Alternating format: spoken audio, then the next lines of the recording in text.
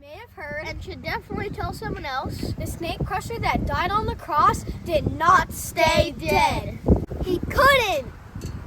Death had no claim on him. The devil had no case against him.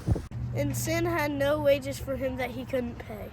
So on the third day, God raised him from the dead. 4 days later, God lifted him up to the sky and gave him the seat of honor on his right hand. Do you know what the snake crusher did next? Because his work was done, he sat down.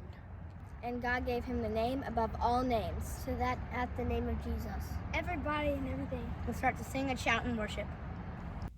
As you can tell, this story is a big story. In fact, it's the biggest story.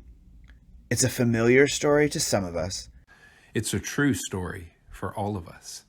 But we haven't seen the end of the story. Not yet. We live in the beginning of the end of the story that we are still in the middle of. We know it's not the end because we haven't made it back to the garden. Oh, we get glimpses of the garden here and there. In our hearts and our families and the church. But anyone who loves this story longs to see the one who is the center of the story.